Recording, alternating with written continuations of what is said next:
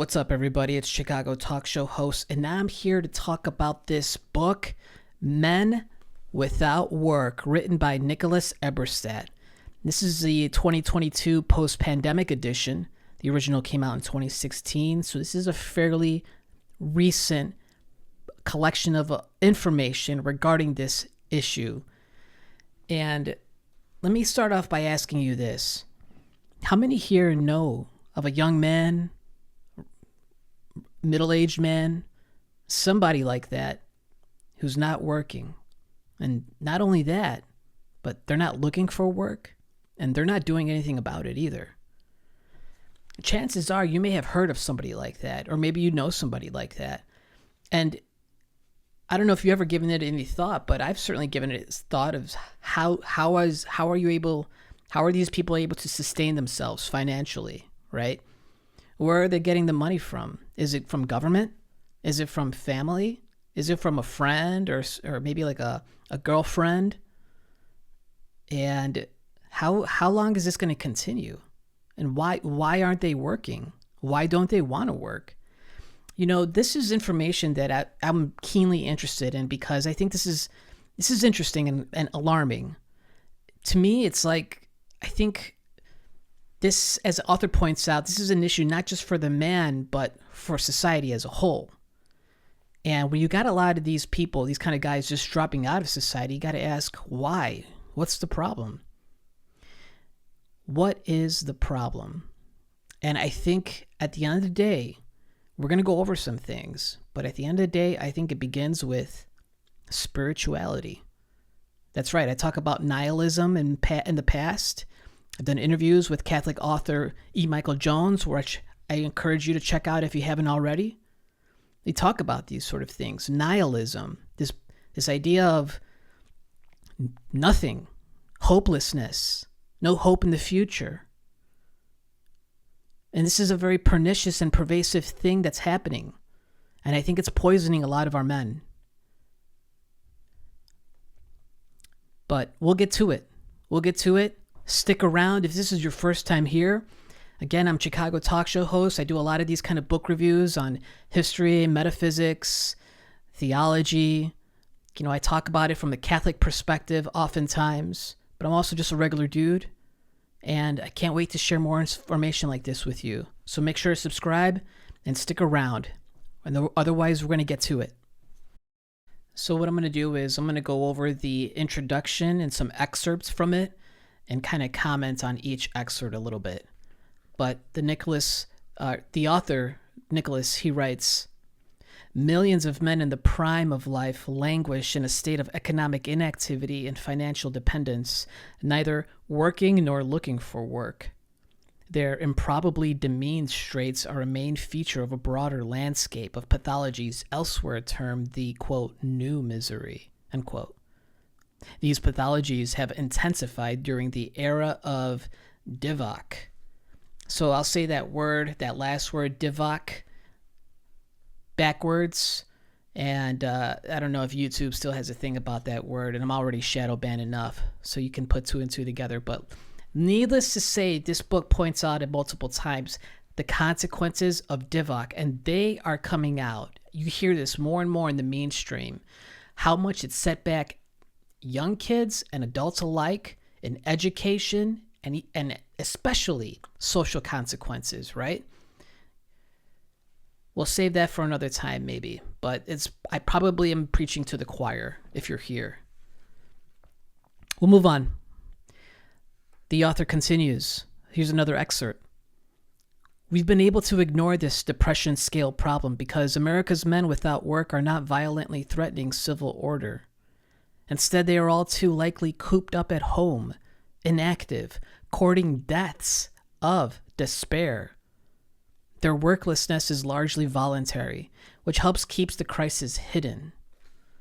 So, in this book, the author keenly points out that there's not a lot of official government agency data on exactly this subject. They don't want to talk about it. It's got to be swept under the rug. And so what ends up happening is the author is shrewd enough to go and look at other government agency data, whether it's unemployment, or other agencies and what have you to draw inferences and get some level of insight. And it is worthwhile of what is happening. Who are these men? What are they doing with their time? And we're going to go over that more in detail. Listen to these next little tidbits. This is all still part of the introduction, right? To kind of paint a picture of what we're getting into. The author writes, contrary to some commentary, today's labor shortage is not a skills shortage by any common understanding of that term. Many of today's unworking prime age men have above average educational attainment. So in this book, it makes it pretty clear that it really isn't so much of a problem as higher education. Some of it is a little bit obvious. So the idea that, well, if you didn't graduate high school, you're going to be in trouble. You're going to be in trouble as far as the job market is concerned. But I think that's been the case for a long time now. So that shouldn't shock anybody. But there's more to it than that. The author continues, here's another excerpt. Wittingly or not, Washington stumbled into a dress rehearsal for the Universal Basic Income, a pet project of enlightened dirigistes at academies and aid agencies around the world. For a year and a half, without paying much attention to its influence on the behavior or expectations of workers, Uncle Sam effectively financed its own universal basic income scheme. That's interesting. You know, this book talks about that just a little bit here and there. UBI, Universal Basic Income. Now that, my friends, I think is a slippery slope. Get nervous around that sort of thing. This idea of getting comfortable with free, quote unquote, free handouts from the government for doing nothing. This is not a good thing. I think this is actually conditioning for setting up what others before me have called the beast system. And I'm talking about an antichrist system. I'm talking about the mark of the beast, where you get the mark of the beast, and in exchange, you get all the money, you get all the games, you get all this entertainment. All you got to do is take that mark of the beast. But, maybe I'm off. So this is the last part of the introduction I'm going to share with you, and it's a powerful one. The author writes, but the progressive detachment of so many adult American men from the reality and routines of regular paid labor poses a threat to our nation's future prosperity. It can only result in lower living standards, greater economic disparities, and slower economic growth than we might otherwise expect. And the troubles posed by this male flight from work are by no means solely economic. It is also a social crisis, and I shall argue a moral crisis. The growing incapability of grown men to function as breadwinners cannot help but undermine the American family. It casts those who nature designed to be strong into the role of dependence on their wives or girlfriends, on their aging parents, or on government welfare. Among those who should be most capable of shouldering the burden of civic responsibilities, it instead encourages sloth, idleness, and vices perhaps more insidious. Whether we choose to recognize it or not, this feature of the American condition, the new, quote, men without work, end quote, normal, is inimical to the American tradition of self-reliance. It is subversive of our national ethos and arguably even of our civilization. That is a really good sum up from the introduction of what we're dealing with here. And I'm so glad that the author points out the moral implications about this issue, because you can't escape it. At the end of the day, everything comes down to ethics. Everything comes down to ethics, I'm telling you. And, it is true. I think, from having that connection with God, having that connection with why are we here? What are we doing? Right? What are we supposed to do as men? What are women supposed to do as women, right? And that's where the buck stops. And you got to ask yourself that because, and I know these people have, because man for so long has contemplated the meaning of life.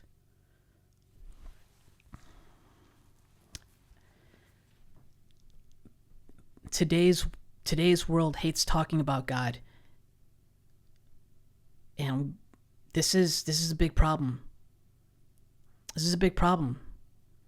Because as a believer, I don't think we're anything without God. Now, I'll save you a super religious preaching, but let me tell you something. As a believer, I understand that whatever gifts that you're given, whether it's athleticism, intelligence, some sort of a talent in something, these are gifts. These are gifts. The idea that you were even born, right? Do you even cherish life? Is this something that it's a burden?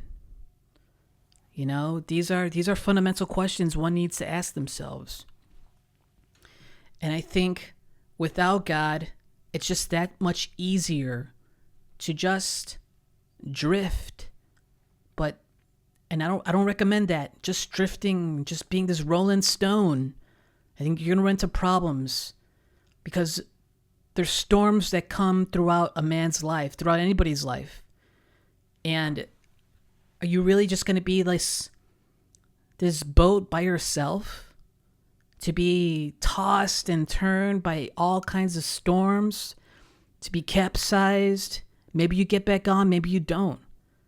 It's hard to do this on your own. It's very hard.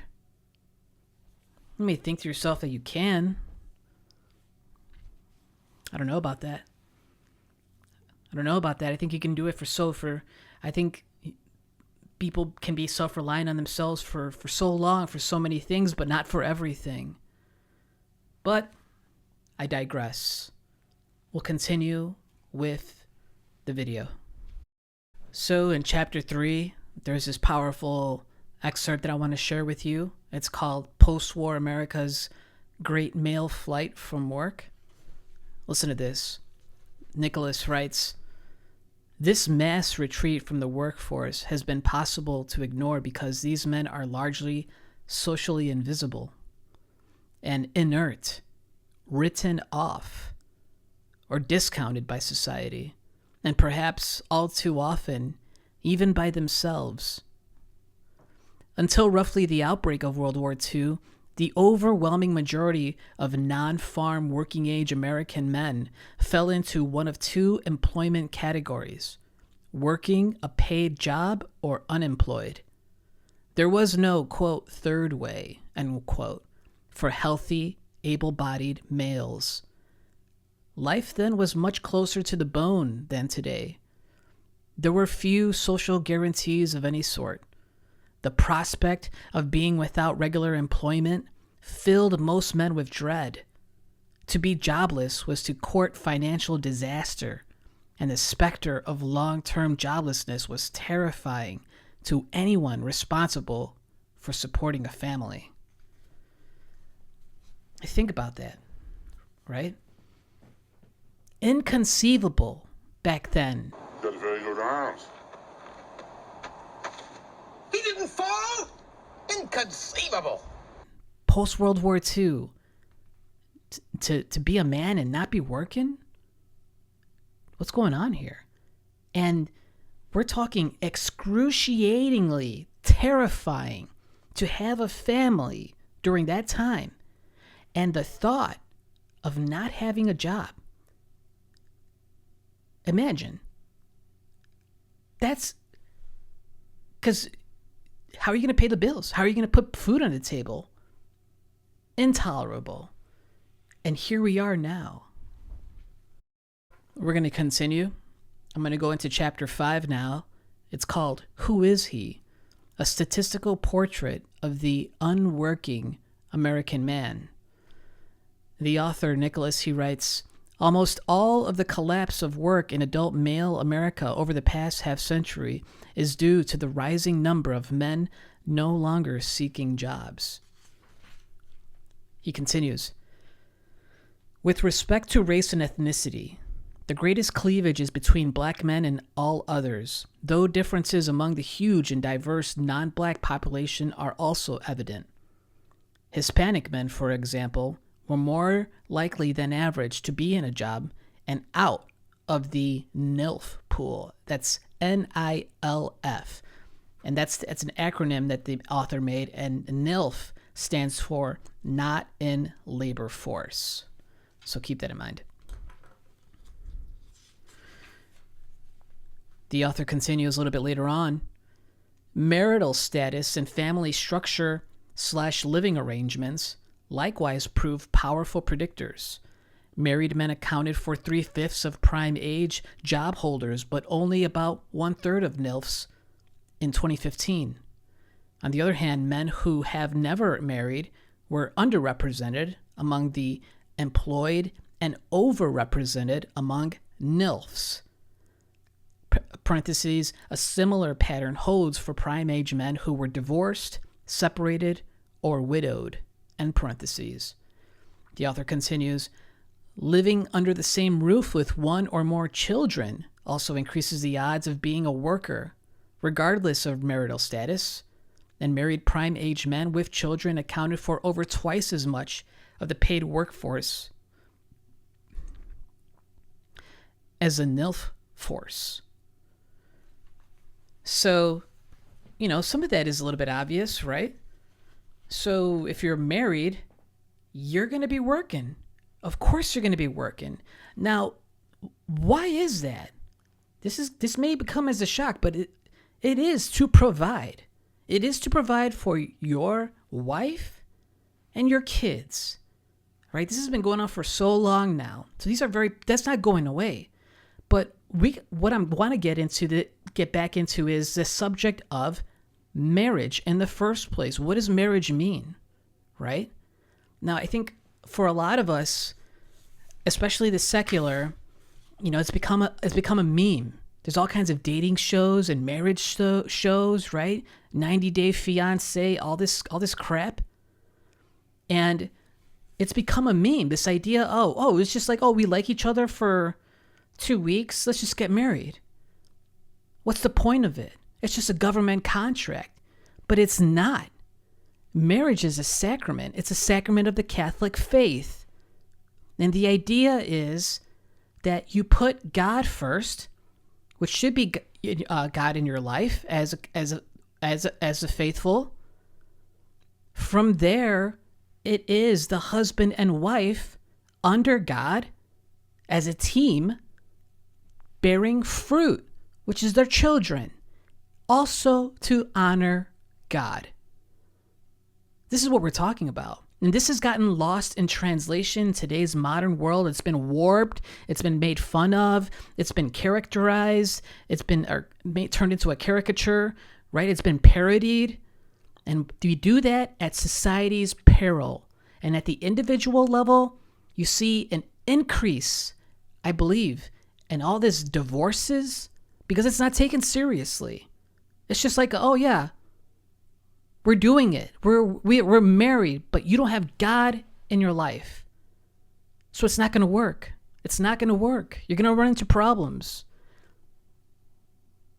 But I digress. We'll continue. So still in the same chapter, we're going to go into more about race and ethnicity.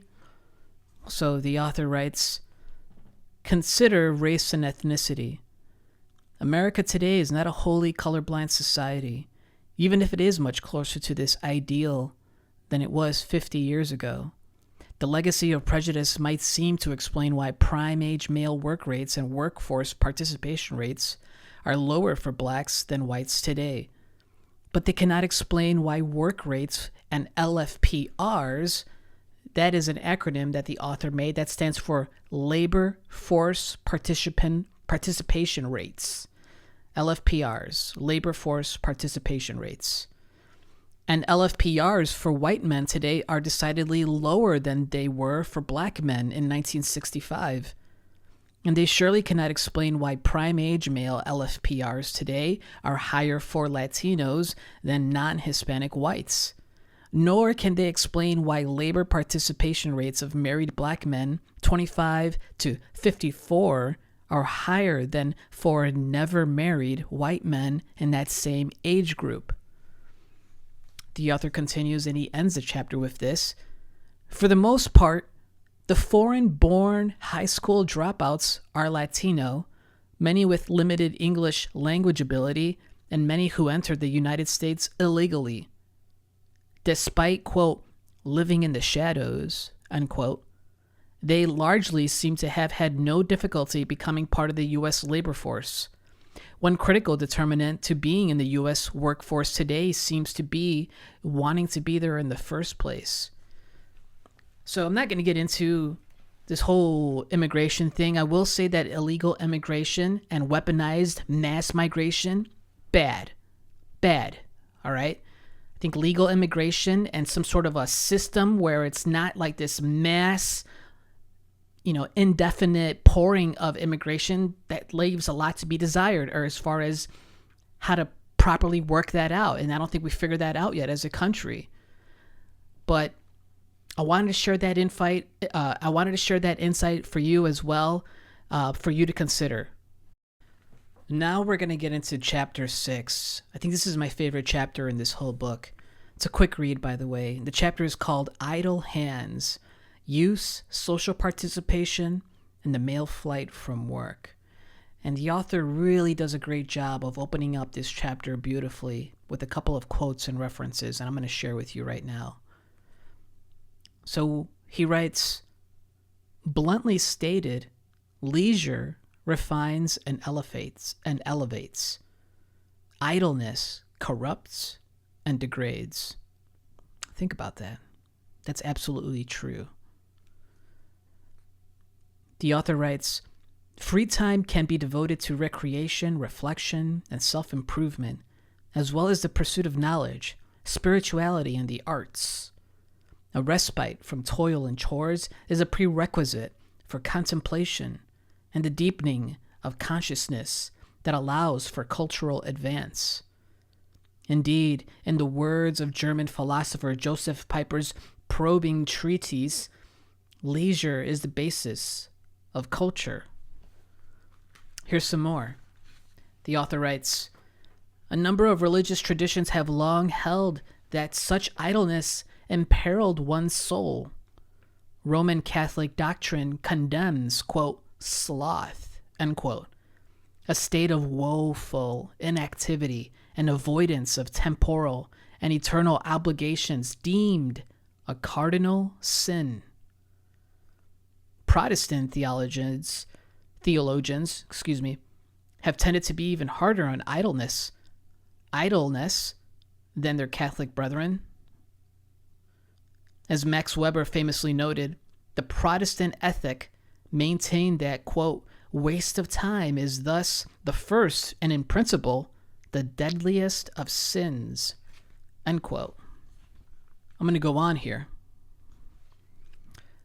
The author writes, what is striking, however, is how little of this enormous free time dividend was devoted to helping others in their family or community.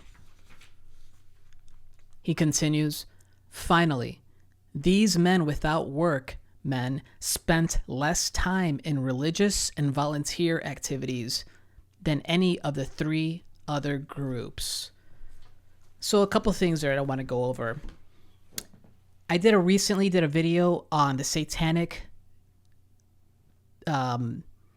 nature as a hidden grammar of this country, and it was actually based off of E. Michael Jones's written work. He did an article on it, so I'm going to link the video because he actually talks about Max Weber. He talks about Protestantism, and he talks about the Catholic faith, and he talks about America's founding at the beginning and what satanic elements have to do with it.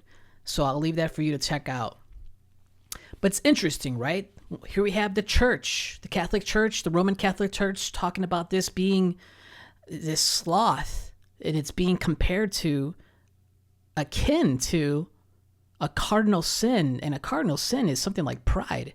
Pride is something that the Lord absolutely abhors, right? The biggest prideful one being, of course, Lucifer, Satan, and having been kicked out of heaven for it. This is how bad it is.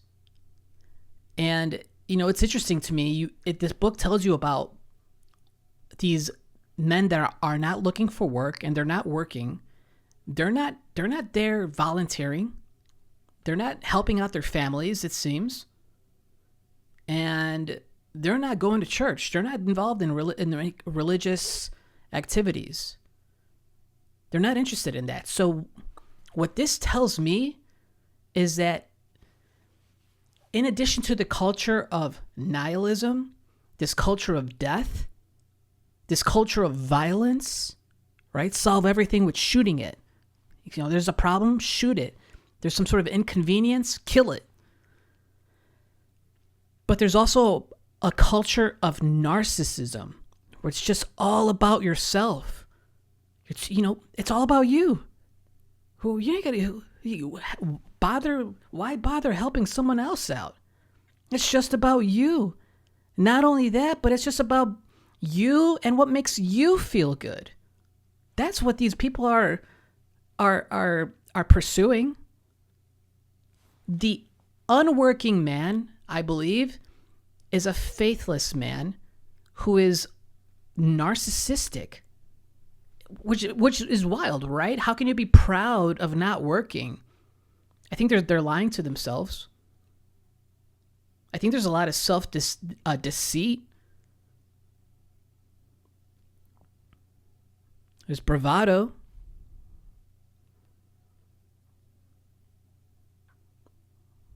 How long can you keep that up, though? I don't know. And I don't want to be there when the mask falls off, because that's bad. But that's what I think. So we're going to continue. The author continues in this same chapter of Idle Hands. He writes, "To a distressing degree, these men appear to have relinquished what we think of ordinarily as adult responsibilities, not only as breadwinners, but as parents, family members, community members, and citizens. Having largely freed themselves of such obligations, they fill their days in the pursuit of more immediate sources of gratification. While a minority, parentheses, those in training or further education, and parentheses, can be seen as pursuing or already possessing a vocation in life, the vast majority cannot be so described. On the contrary, the data here suggests that something like infantilization besets some unworking men." This just makes me think of it's a comedy show, but it makes me think of Arrested Development. But the thing is, it's a willful arrested development. They're putting the chains, the handcuffs on themselves. And they're just like, okay, this is where I'm going to stop developing now as a man. And it goes on for years. Until maybe reality wakes up and smacks them in their head. And that's going to be a hard reality check. But this is what I'm getting at. They're the ones who are putting the handcuffs on themselves and saying, I'm done. I don't want to learn anymore. I don't want to try to do anything with my life anymore. I'm good.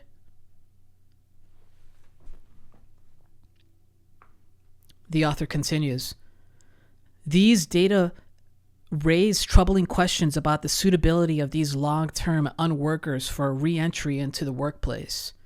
In the wake of the 2008 crash, some economic research has focused on the, quote, duration dependence, unquote, of unemployment, the extent of which being out of work for a relatively long time itself makes it harder for a would-be worker to secure a job, all other things being equal. In one study, prospective real-world employers were sent over 3,000 fictional resumes for male job applicants.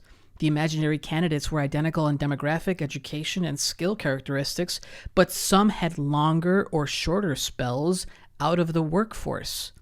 This experiment found that employers across a wide range of fields and occupations were much more reluctant to offer an interview to a man who had been out of a job more than 6 months. These striking findings prompted wide discussion, leading some to talk of employer, quote, discrimination, end quote, and others to speculate about the possible perceived atrophy of job skills among men without work. This is a huge problem right here. Now, I've been unemployed a number of times in my life, and it sucks. It's a terrible feeling. It's a terrible thing to endure. Especially, it's only getting tougher out there. It's getting more tougher. It's getting more competitive. And Lord knows, AI, the advances in AI and job hunting with AI is making things even more complicated. And here's the reality of it. It is absolutely true that the longer you are out of work, the tougher it is to find work, depending on, I suspect, on what industry you're getting into. Because it is true that those employers, those recruiters, they are looking at those gaps between your last work job and the job you're applying now. And the book says it, 6 months. 6 months goes by like that. Now, you got men out here that have been out of work a year or years. You're in trouble. You're in trouble, and that's a fire. That's a fire that you're living under. You have to put it out. You can't just be like the meme, just sitting in there with the dog and the house is on fire, and you're just like, yeah, this is fine. It is not fine. This is crazy, but this is the reality of it. And they're just, they may or may be cognizant of that, but they just don't care because they're checked out. They're checked out. But here's the thing, they're checked out at other people's expense.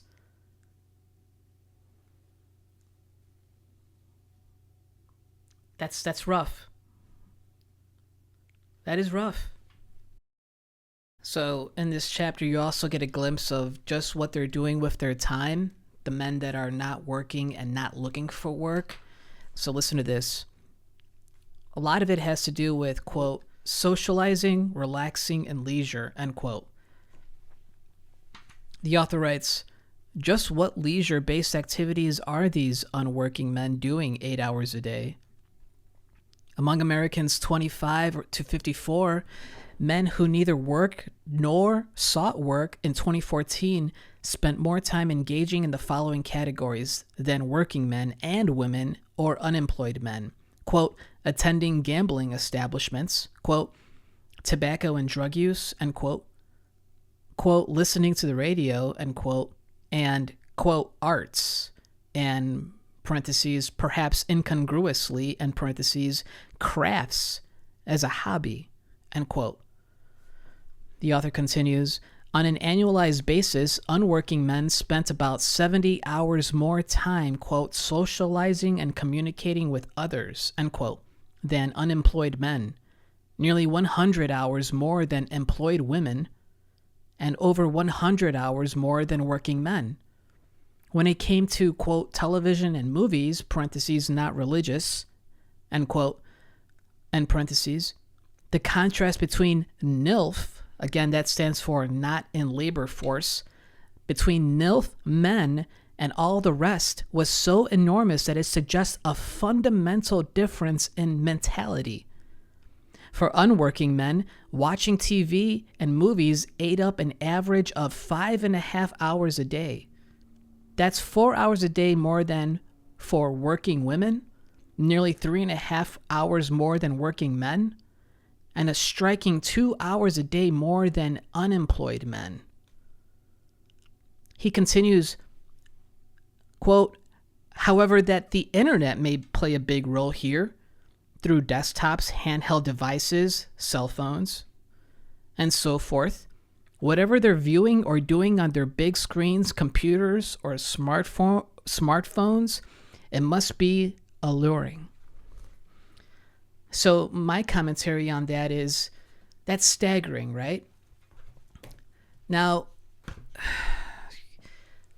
I think a lot of the appeal and a lot of this has to do with video games. I'm just going to say it. Video games, I think, has a lot to do with this. A lot of these, it seems to me that a lot of these guys who are not working and not looking, I think a lot of them are caught up in the vortex of video games. And I'm a lifelong gamer. I'm a gamer to this day. But the key is to balance it. And even when I didn't have a job, I would try my best to balance my time in, because looking for a job is a job itself. Everybody knows that. But I did my best to balance out as best as I could gaming and putting in this to work and trying to look for a job, working on the resume, doing job research, those kind of things to get back into the workforce. But I think that's what's going on here. And it seems like these guys are just like watching Netflix all day, or at least it's on the background, or watching movies, anime, or whatever. And they're at the same time simultaneously playing video games either on console or on their cell phones. They're addicted to it. And you have to think to yourself, why? Because the appeal for video games, in case you don't know, for many of us, myself included, a lot of it is an analgesic. It's a pain reliever. It's a form of escape from reality, which is almost paradoxical, right? For you got some guys out there who, like me or whatever, at times play the video games to escape the harshness of reality, because reality can be very difficult. But you've got some guys who soothe a little bit with some video gaming, but they get back at it. They get back at the real life and wrestle with it. But then you got this other group of guys who are doing the video games and they're not even stepping in the ring with life. They're like, no, I'm not wrestling with life. Life keeps kicking my ass. So no, I'm not going to wrestle with life because I keep losing. I think that's the mentality there. I'm just calling it how I see it. Let me know what you think in the comments. Okay. So we're at chapter 8, and we're going to go with the big bang here in referencing the book. So the author in this chapter, which is called Dependence, Disability, and Living Standards for Unworking Men, he asks the fundamental question: how do America's unworking men support themselves? So buckle up. This is a big quote reference. And it starts like this. The author, Nicholas Eberstadt, he writes, households with non-working prime-age men are hardly rich, but they are by no means as poor as some might assume. In 2014, their average reported household expenditures were about 2/5 lower than the average for the country as a whole, but they were also about 1/3 higher than the average for the bottom income quintile. In 2014, over 60% of households in the bottom quintile of the CEX, this is an agency thing, were female-headed, parentheses, typically single mother homes, and parentheses. All in all, non-working men, and by extension the great majority of non-working men who were not looking for work, appear to be better off than tens of millions of other Americans today, including the millions of single mothers who are either working or seeking work. How do prime-age NILFs, again, that stands for not in labor force, support themselves? The short answer is apparently they don't. Relatives and friends and the U.S. government float these long-term non-participants in the workforce, most of whom, as seen in Chapter 6, are doing little to improve themselves or their chances for employment. And many unworking men have a surprisingly high living standard, given their apparent lack of earned income. Parentheses, note that we have no information on the fraction of these NILFs who are in reality working at least part-time off the books or under the table. This is a gap that should, at the very least, not go unmentioned here, in parentheses. The author continues, whatever else the tables and figures in this chapter may indicate, they have underscored an almost revolutionary change in male attitudes towards work and dependence in post-war America. It is impossible to imagine any earlier generation in which such a huge swath of prime-age men would voluntarily absent themselves from the workforce, living instead on the largesse of women they knew and taxpayers they did not. It is impossible to imagine any earlier generation of younger American men reconciling themselves in such a tremendous numbers to a daily routine of idleness, financed substantially by some government programs that certified them as incapable of working.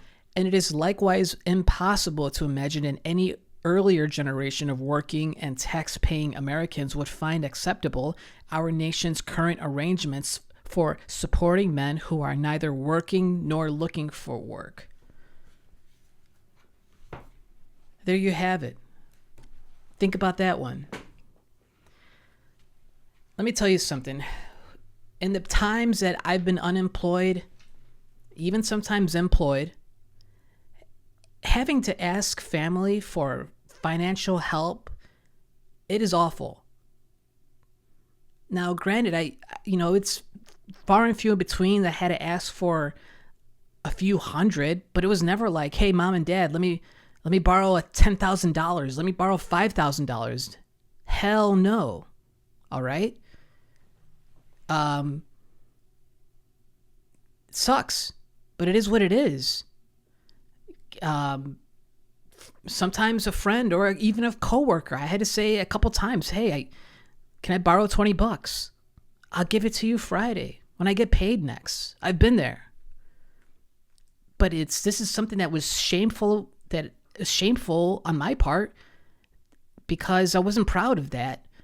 You know, there were some tough times. Didn't always make it to the high-paying jobs. I wasn't always the most financially savvy. All right? But here we are. There's a contrast here. You've got guys who are not working, not looking for work, and they want that high-end lifestyle still. It's like, make that make sense. And it seems like they have no shame if the government's supporting them, whether it's continued unemployment. You know, the book goes into detail about a lot of people gaming disability.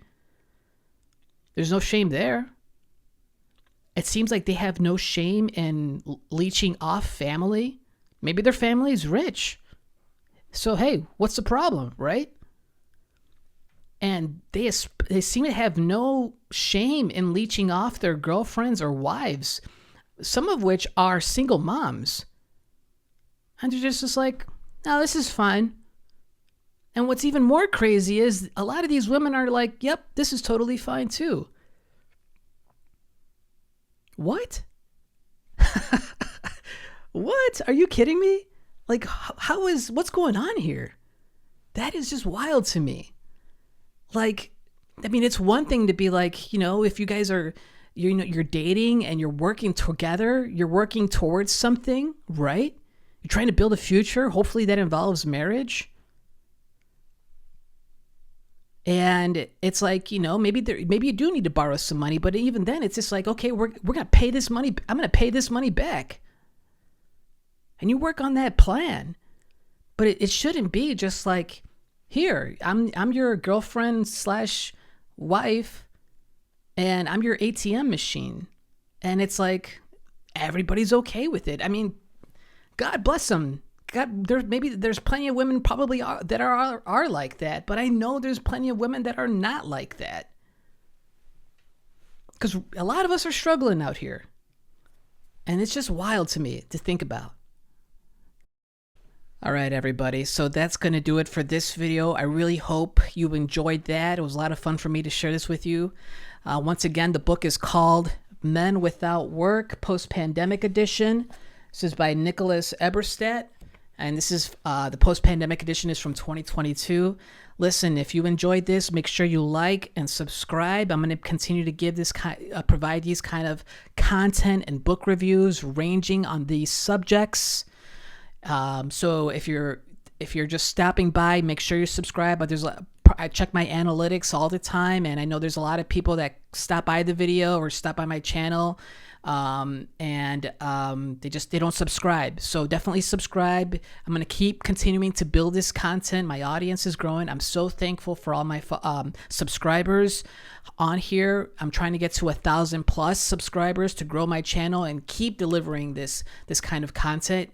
I do believe my channel is shadow banned, so every time you like, every time you share, and every time you comment, and of course subscribe to my channel, that helps me beat the algorithm and help me reach out to other people who may need to read, who can benefit from this kind of content. So I really appreciate your support. Check out my memberships. I've kind of been slacking a little bit as far as the monthly article reviews. I've been a little bit busy, but I'm going to get back to it. And again, the biggest thing would be to subscribe to my channel and give it a like if you like it, or let me know what your thoughts are in the comments. I really appreciate it. Watch the whole videos. Listen to them on your way to work. Listen to them while you're doing something. You don't have to watch my face or whatever. Just listen in. That way, that also helps with the algorithm and helps with the overall message and helps bring other people to my content as well, so they can grow and maybe get something out of it too. I do enjoy making this type of content to kind of help other people out, and just again, my main thing is to inspire and motivate other people and that's kind of what I like to do here. And so, as well as some Chicago IRL stuff, you also see me kind of jamming in the guitar and doing some singing or whatever, some karaoke at home or whatever. So some fun stuff in between as well. It's not always super serious. So thanks again for watching, and I'll catch you guys in the next one. Peace.